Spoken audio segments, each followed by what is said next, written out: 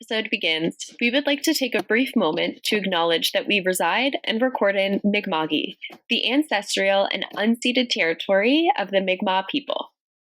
Indigenous peoples have inhabited Wagwapigich, also known as Truro, and surrounding areas since time immemorial.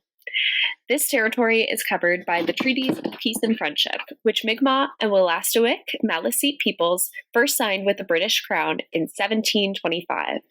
These treaties are still active today. The treaties did not deal with surrender of lands and resources, but in fact recognized Mi'kmaq and Wolastoqiyik Maliseet title and established the rules for what was to be an ongoing peaceful relationship between nations. As individuals and the hosts of Find Your Groove, we prioritize our role in reconciliation.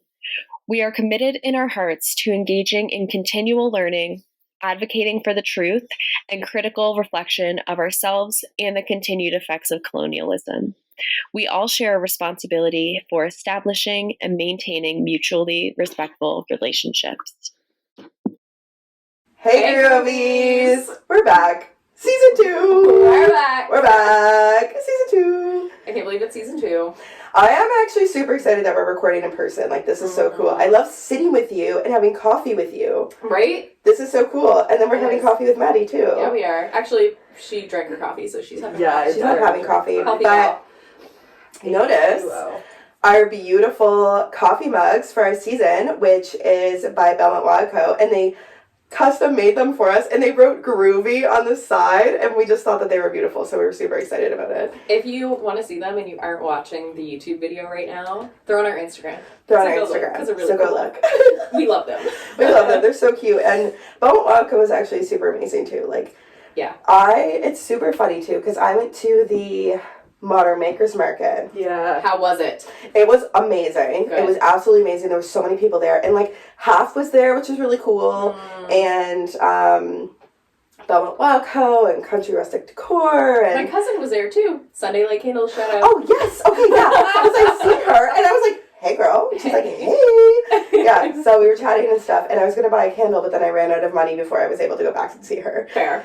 I spent so much money that day. And then I bought this little, I don't know if you can see it in the camera, but there's a little butterfly wing on our table, and I got that from Earth and Fern, so. Did you really? I did, because I've been wanting to buy something from her forever. For absolutely forever, so I was really, really excited. Yeah. Yeah. Love it. Love it. So, we have somebody on the show today. Oh, really? There's someone between us? That's weird. There's someone between us. I'm not sure if you've noticed in the video. There's someone in between us. And her name is Madi. Nice! Our Madi. And she is the first Find Your Groove staff member ever. Heck yeah, she is. And we love her. We're super excited to have her. Yeah. So yeah, welcome, Madi. Welcome to the team. This is cool. You. Thanks for hanging out with us today and just enjoying all of the chaos. Yes, it's been chaotic, but I love it. It's been so chaotic. We've had such an interesting day. We're working out the kinks. We're working out the kinks, and that's fun. That's great. Yeah. That's great. Exactly. We're fine.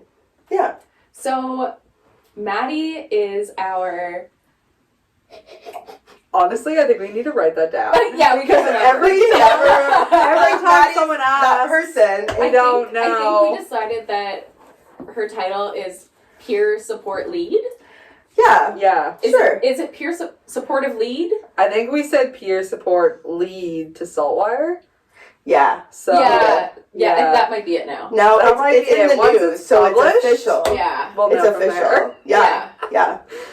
But welcome. Yes, we're so happy to have somebody on the team. So tell us a little bit about your professional journey. That's what I would love to hear from you. Okay. So I graduated high school here. Really weird. True. We graduated in the same graduation class. 2016. So fun. So fun. Love the rec center. I love the 3-hour graduation ceremony. That's actually my favorite thing. I love sitting through that. So long. It's so long. And I sat through it twice because... Yeah, I sat through my brother's too, and I was like, I think it's worse the second time. You're like, wow. When you're not the one graduating. Yeah. And it was so funny too. My dad flew down for my graduation, and I was like Kylie Brown at the time. So he just watched me walk across the stage, and then he just pieced Can we stop and take a moment and realize that Kylie's last name has always been Colors? No, Stop. I've noticed that. Okay, I literally, at I'm the like wedding- Kylie Tan.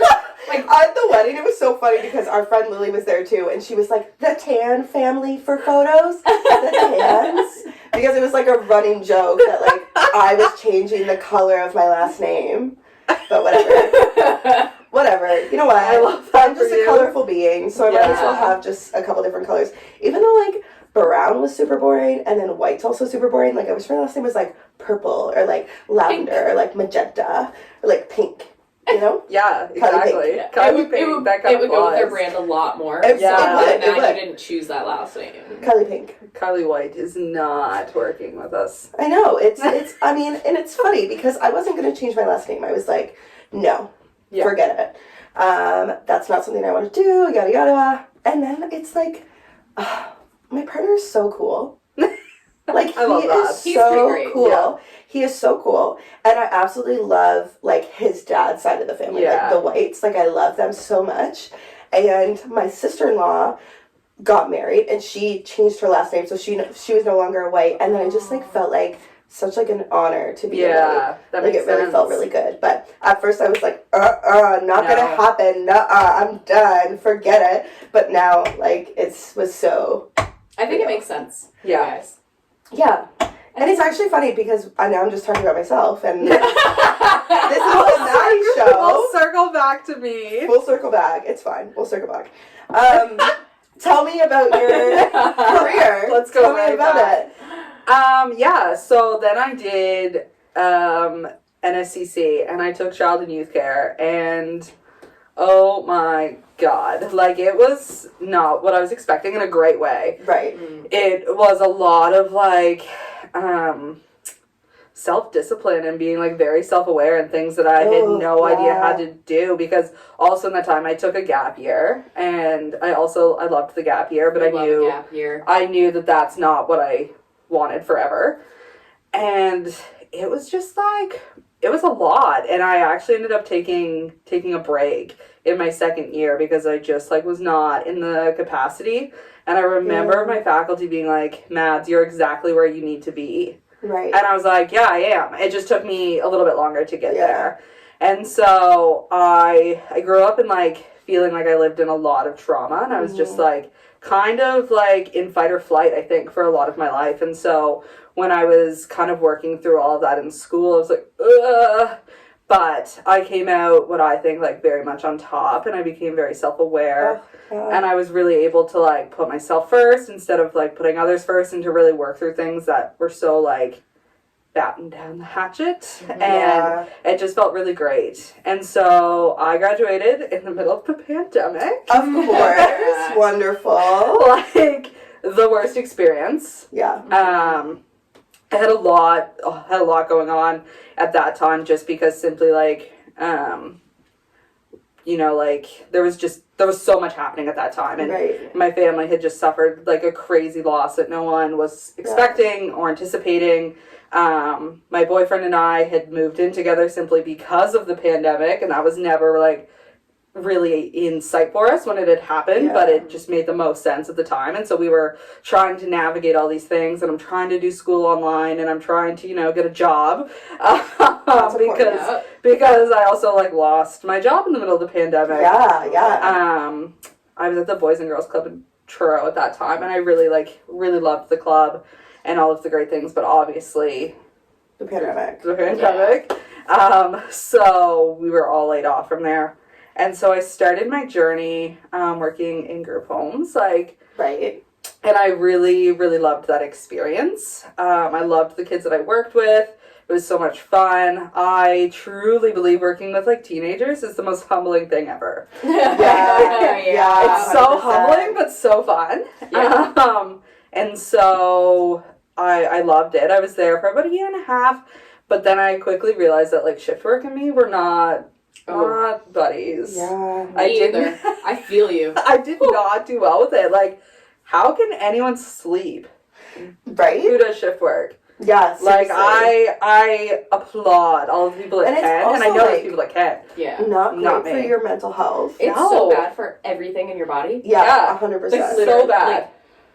There was one summer where I worked back shift so much Yeah. to the point where, like, you would notice physical symptoms. Yeah. Oh, 100%. Like, yeah. easily. Yeah. Anything after 2 night shifts in a row, like, I started to feel it. Yeah. And it was gross. Like, it's just, like, a gross feeling, and what do you take for that? Nothing. Right? Right. And it was, nothing. like, and it's also, like, shift work needs to be done. Yeah. Right? Like, it's important. It's so important. And it's like, but how do you navigate? How do you be there for them when you need to be there for you? And, like, that was something like that. It's so hard to navigate that. I didn't even know where to start to navigate that. I was so, like, fresh out of school, too. And, like, again, the world was shutting down. Like, I distinctly remember, like, the midst of the pandemic, I would come home and, like, we would have a tub because no one actually knew what was happening at that point and everyone was being, like, awkwardly precautious. I would, like, strip my clothes, put them in this bin, instantly go shower, and then, like, change because I was just so scared to bring anything home. Yeah. And I had kids that were, like, you know, just struggling with a lot that they were going through amongst the pandemic, and they were struggling to, like, navigate all of their emotions, and behaviors were heightened, and, you know, running out in the community was something that they were doing, and I was also in the community and just scared for my life because I thought COVID there was just too much unknown. It was scary. It was scary. It was very scary. 100%. Yeah. The grocery store is the part that scared me the most. That was so strange. Like, I really struggled with that. Thinking back, like, it's even weirder to think about I it, like, know. looking back at it. Because when you're in it, you know it's weird. Yeah. But, like, looking back, it's, like, it shifted all of our lives so much. 100%, yeah. And it's still, you can kind of still feel the repercussions of it. Yeah. 100%. Yeah. I absolutely love myself some good sushi. You sure do. I sure do. I honestly could eat it all day. I'm not even kidding. And you should talk to my partner because he absolutely loves sushi. Yeah. Delicious. In the middle of the night, he'll be like, "Where's the sushi?" And I'll be like, "I don't know." But you can find it at Soaring Crane Sushi, which is actually in Enfield, which is really, really cool. So it's between here and Halifax. And they really focus on sourcing local and sustainable products whenever way possible, which is amazing and something really, really dear to our hearts. And they also really focus on supporting other local businesses like us. Yeah. Which is really cool. They offer takeout, catering options, and will be soon opening a small dine-in restaurant. Which is going to be so sick. I'm so excited for that. I cannot wait to go on a date night. It's going to be so delicious. Yeah. And they're really popular for their, like, California rolls and some of their crab dishes, which is so delicious. And even as somebody who isn't a big sushi person, they do have other options, which I love. They have options that aren't really fishy or aren't like your traditional sushi roll. Yeah. Like they have a lot of different options. So even if you don't like sushi, Check them out. Check them out.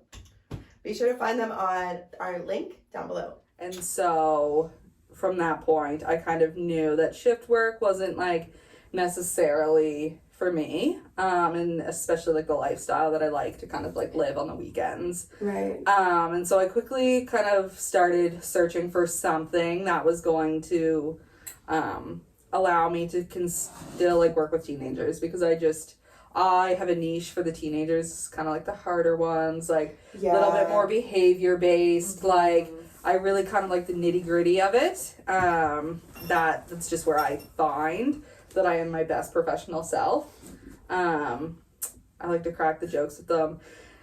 But it took a little while, and I ended up being able to secure a job, like, as a community outreach worker. And You got the best position ever. I'm so jealous. Love. Yeah. Love. Yeah. And it's great. I love the flexibility that comes with it. The role is really kind of like what you want to make it, in a sense. Like, obviously there's guidelines and perimeters, but I'm really able to kind of, like, flex it to my own style. And so that's really something in this line of work, like youth work in particular, like, that I love so much about the field, is being able to, like, create my own space and work in my own style and kind of, like, adjust it, like, as the kids come, because some kids love my style and some kids, I swear, would tell me to F off if they could. And some have. I was going to say, I'm surprised they have. Yeah, they have. I try not to think about those. Right? That's what it is. They're just comfortable. Yeah, They're just exactly. That just means they're just comfortable. So yeah, that's kind of like my professionalness wrapping up into that. Very cool. And this is kind of where I've started to like think about expanding it, and you know, using the skills like in other settings and in different capacities, like for my own growth and for my own enjoyment. Like in a sense, I really do get the enjoyment out of like being in this kind of space and working in a debrief setting and just being like in a wellness center, like thinking about everything in the center of wellness is something that I enjoy. So what's your like professional goal? Like where do you kind of see yourself? I have thought about this so many times, particularly It's like a hard question. It is so hard. Yeah. And like I have bounced back and forth between going to school and like going back for a BSW and those kind of things. And then like recently my mind has kind of shifted. And I kind of like where I am. And I think my professional goal is more or less advocating for community college and what you're able to do at community college. Like, I honestly would like NSCC. Yeah. I absolutely love NSCC. And I went to the Truro campus. Yeah, it's great. It was absolutely amazing. I genuinely feel. Yeah. So I did a BSW. Did not complete it. That's a story for another day. And I feel like I learned the exact same content from my social services diploma that I did my BSW. Yeah. And you had to take another degree in order to get into the BSW. I know. And that was like the frustrating part for me. And that's where I am. And I was like, I don't want to do that. Like, I think if I could write a letter to someone to be like, yo, let me into a BSW, that would be a different situation. But then I've also kind of thought, like, when I am working with kiddos, like a lot of them, like high schools are still so university focused. I know, and I struggle with that because a lot of kiddos like get very overwhelmed at the thought of university. University is a lot at the beginning. It is a lot. It's a lot even 7 years later. Yeah, exactly. It doesn't get easier. And so I had really kind of like thought about what I wanted, and I think if I was to think professionally with continuing being exactly where I am and continuing to like kind of show kiddos, like even adults, other people, like that community college is okay and you can make a really great career out of it. Like I'm able to network and I'm able to, you know, continue to work with kiddos. Like I said, I just think teenagers continue to keep you at your best self and you're constantly learning from them. You're constantly young. One time I actually learned how to pogo stick. Yeah, you did. Like, yeah, you did. Like, what other dream come true. What other job are people learning how to pogo stick? Because if you can tell me that, that's what I want to do for the rest of my life. Literally. Right? Yeah. It's so fun. It's actually funny too that you're talking about like community college because like I genuinely feel like even when I went, so I did the 2 and 2. So I did the in my program offers that too. Yeah, it does. And then transferred it over to university. And don't get me wrong, I absolutely love the university I went to. Like, it was amazing. Me and Brooke got to hang out. Like, I met a lot of friends there. I have a lot of, like, networking connections there, which was amazing. But the structure of universities in general, it is not necessarily, like, professionalism, learning how to navigate systems. Like, it's not necessarily built in that way. No. Theory.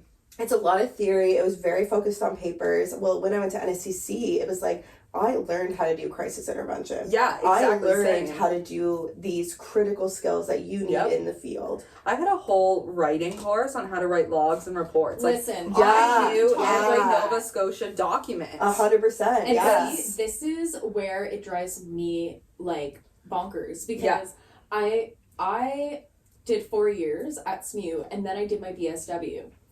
And that's great. However, I was chatting with one of my old colleagues. Yeah. And she was doing one of the programs at NSCC. So we were comparing what we were learning, like in my BSW, and what she was learning in her classes. And she was learning how to write case notes and to do all of this core stuff that we never learned. I had to learn on the job. I didn't learn through school. And it's funny because, like, I've noticed that with colleagues that I've worked with, like they struggle sometimes because they don't necessarily have that like writing component. I remember like the Form 1 and the Form 2 literally being given to us like a blank document, and we would have to like fill it out as if we were on shift. Yeah. I don't even know what that is. It's like, what? Like, The other thing that was really good about the program I did at NSCC, so mine was a little bit different. I did social services. Yes. Is learning how to write grants. Because a lot of the social services positions are nonprofit based. Yeah. So it was like learning how to write grants, learning how to get financial support was huge. Yeah. And especially on your resume, if you're like, I know how to write a grant, then people are going to be like, you're hired. Yeah, I write grants all the time. Yeah. I never like, learned that. That's on my resume. It's on my if resume. anyone's wondering, it's on my resume. I'm like 7 years of school. Yeah. And I don't. Do you want us to teach you? Yeah. Do you want us to teach you? Honestly, yeah. A little workshop? Yeah. Perfect. A little Great writing workshop. Little Yeah. writing workshop. And like where to find like the grants, like that's a huge piece in itself. Like it was just very intentional, I think, what I learned at NSCC, and it really helped me. And so I definitely think like that is kind of more where my professional goal would go, because aside from all the things that I love about the job, I have a pension, I have benefits, I have life insurance. Why are you talking dirty? Why are you talking dirty to us right now? Like all of those things are so important, like to think about when you're looking for a career and a job. Hard to find. And it can be true. it can be hard to find, and I was really fortunate like to have that option so young too. I think that I can really build a life and a career in my position, which is amazing. Yeah, that's amazing. Which I think sometimes is still often like not necessarily looked at when people think of community college. Yeah, and 100%. I try so hard when kiddos are like talking to me about what they want to do after high school, is like community college is okay. When somebody tells me that they went to community college, I'm like, yes. Yeah, you did. The skills that you learn, you're gonna use. Yeah. Oh, yeah. That's the thing. And right? I think it's changing a little bit. I think the thought about it is definitely shifting, but I think there's still a lot more to go. And there is. And so I really like where I am and using that kind of to an upper advantage. And, you know, I talk a little bit about like my boyfriend and brother, shout out, that they also did community college and have great careers and are able to do great things with diplomas. And so I am just gonna do a shout out to Maddie's brother, because he met Chad Micheal Murray, and I don't. And I just really had to bring that known that Maddie is associated with someone who met Chad Micheal Murray. So we're just gonna put that out there. Yeah. But anyways, sorry. He definitely has the cooler job, and I say that he's definitely the cooler one all the time. But like, don't worry about it. My brother met Chad Micheal Murray. It's fine. It's fine. Yeah. I actually use that all the time because I also did not realize that my brother works in the film industry, and hopefully he's cool with me talking about him. If not, sorry. If not, sorry. Permission. And I love to tell kids about that. Like NSCC has so much to offer. Oh, he did the Ivy campus, so like definitely a different kind of vibe compared to Truro. But when you're really not that far. No, he just travels. Right? Yeah. Go to the Ivy campus for film, and you'll meet Chad Micheal Murray. Today's lesson is do everything you can to meet Chad Micheal Murray. Go to community college. Honestly, if he didn't act like the role that he played in A Cinderella Story, I'd be I think Brooke is the only one who associates the Cinderella story. I know. Because I never watched One Tree Hill. I never watched it. The fact that you haven't watched One Tree Hill, to me, it's he's like Cinderella Story man. It's almost like a burn. Like that almost burns my heart. That you've never watched One Tree Hill. He was in it was at least Freaky Friday. Was he in Wait, and he was in Gilmore Girls. How was he in Freaky Friday? Wait, is it Freaky Friday? I don't know. The one where they switch. I wouldn't get fortune cookies today at the Chinese place because that movie scared me. Oh my gosh. Yes, so we no, were he was like, in it. Was he? Was he in that movie? Yeah. I guess we're not as big of fans as we would like to say. Do you want me to Google it? Because you need to Google it. I mean, you can right now. Actually. I actually don't know where my phone is. Okay, never mind. But for real, no, Freaky Friday. Yeah, Freaky Friday. I love that you're doing this. Like the viewers can't see. Kylie's like, we gotta watch the time. We gotta watch the time. Wrap it up. We have so many. I know. We're just we have a lot of recordings today. Yeah. We have a lot of stuff going on. But I do want to ask you before we go, is that what kind of interests you in getting involved in the podcast? Because Madi, for folks who don't know, is our first staff member on the show. So everyone after me has to live up to me. Yeah, it's gonna be hard. So if you can't write a grant, sorry. Get out. So if you're wondering to know Chad Micheal Murray, don't even bother. Don't even bother. So what was it that kind of like, you were like, hey, like this is kind of cool. Like what kind of brought you to that? So obviously I followed like along for season 1. Yeah. Thank you. Thanks so much. Brooke and I took a few classes together in high school. So we went for lunch a few times too. Yeah, that actually did happen. Oh. Thanks for the invite. Anyways, continue. Graduated. Anyways, and so like, yeah, so just following along and kind of having that connection already in a sense. Right. And so I just thought it was kind of like, really when I thought professionalism, when I was seeking out like kind of my next goal, I was kind of thinking like about a board and sitting somewhere on that and using that. But then I thought like I am a lot more hands-on and I like to talk too much. So I like to talk. I like to come on. I quickly realized that just was not gonna probably work as well as I wanted it to, and I'd really just be miserable. I also like with my outreach work, so I work with a lot of like community, different agencies and different settings like that, and I work in Pictou County, but like it was still kind of similar here to wanting to be more connected to where I work, but not necessarily working in it, and how to utilize that in a healthy way with like good boundaries and taking care of myself. And I was just thought that this would be the next kind of step to be able to be more community involved and to see it grow, because I think we've had discussions that I think Find Your Groove can be a lot more than a podcast, and how do we make that work and how do we get the groundwork going to do that? Yeah, we've talked so much about that. Yeah, and it's kind of cool too because like we've grown in that way. Like we're able to have you on the team now. Like we didn't even have a team; it was just me and Brooke. And we were like, all right, let's figure it out. So this is like super cool. So I'm really happy that you're involved. This is so cool. Yeah, thank you, Madi. Thank you so much, Madi. Also, Madi will be available to have debriefs with us too, which is very cool. Oh, this is like a cool thing that we're doing this season, and I'm so excited for it because last season we noticed like we were having some heavy conversations. Like I know the one with Shauna Dewar was heavy, and I felt afterwards me and Brooke were like, we need to do a debrief. So me and Brooke like chatted on the phone for a little bit just to kind of like come down from that conversation, because it was a deeper conversation. And there's other ones too that kind of come to mind when I'm thinking of that, but so having somebody to help me and Brooke be like, are we okay? But also the guest be like, am I okay? Because like we are talking about well-being, and it can be so critically challenging for people.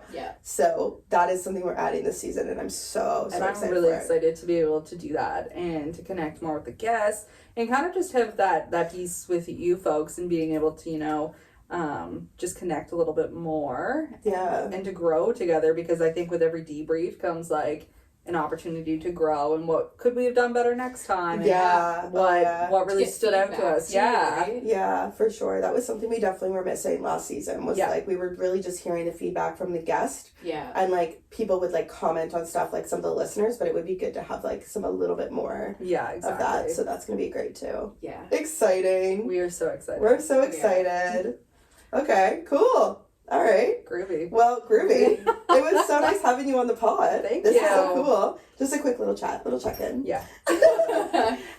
appreciate you. We appreciate you so much. But anyways, groovies, well, we'll tune in next time. Yeah.